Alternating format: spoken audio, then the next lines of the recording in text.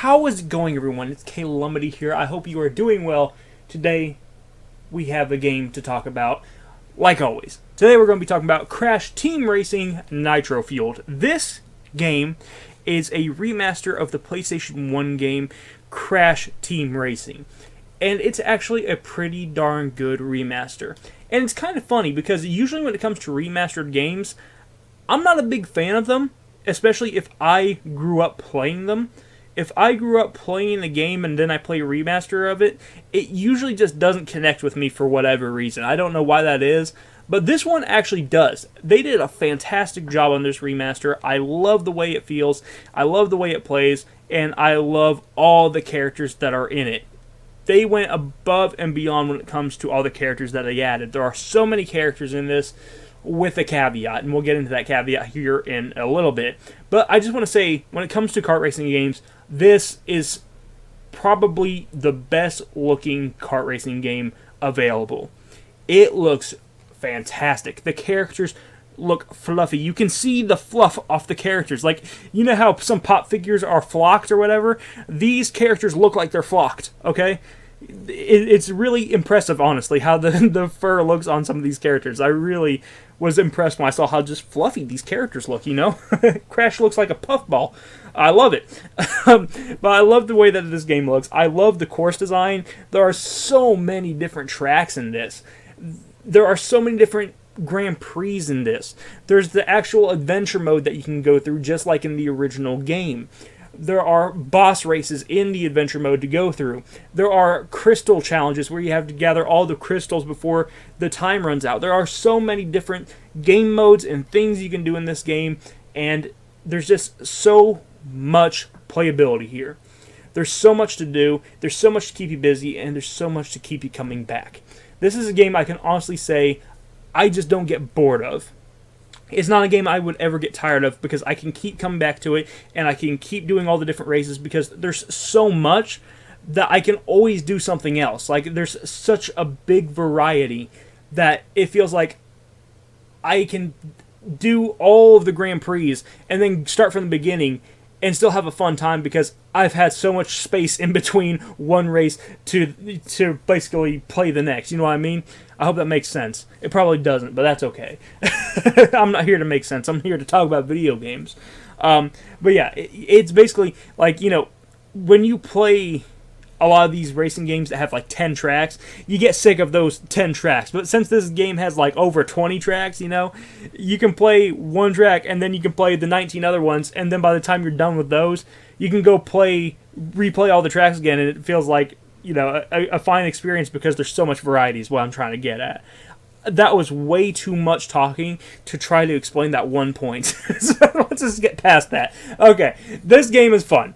I love this game. The racing is a lot of fun. It does rely on drifting, in my opinion, a bit too much. I would like it if they would have cut back on the drifting a little bit, because this game is very drift heavy. And if you are not good at drifting, you will probably not enjoy this game. You have to be good at drifting. And this game is difficult, I gotta say.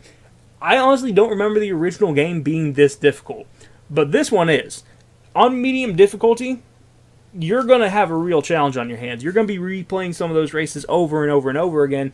It doesn't feel necessarily like unfair, but it just feels difficult. It definitely is just a hard racing game.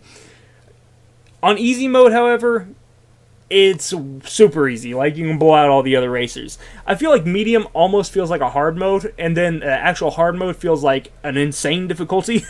I feel like there's no real medium mode in this game, but hey, it is what it is. Either way, I still like the way it plays, and I still like racing. I usually play on medium when it comes to Grand Prix, just on my own time, and when it comes to the adventure mode, I play on easy. That way I can just unlock the characters and get through it really quick. That way I have all of the campaign racers. Now, I was talking about the racers earlier and how they added a bunch of them, and they did. There are a lot more racers in this one than there was the original Crash Team Racing, and that's awesome. There's a lot more customization options. There's a lot more, you know, options for your karts. You can pick so many different karts. You can pick colors of your karts. You can pick your wheels. You can pick your characters. You can change your character skins. There's so much here. However, it comes with a caveat. It comes in the fact that these are microtransactions. Now, you don't have to pay actual money for these characters. You can grind and get the coins in-game to get the characters. You don't have to spend real money, but obviously that option is there to spend real money for in-game currency to get these characters. It's not great that you have to pay real money for, or you even have the option to, but it's kind of the way a lot of games are these days. At least it's not loot boxes, I guess, you know. It's a bit unfortunate that microtransactions are so heavy in a lot of these games, but it is what it is. What can you do? They're in this game, at least it's just basically cosmetic. You know, it's only cosmetic, and it is an option. It's not something that you have to do. It's not required.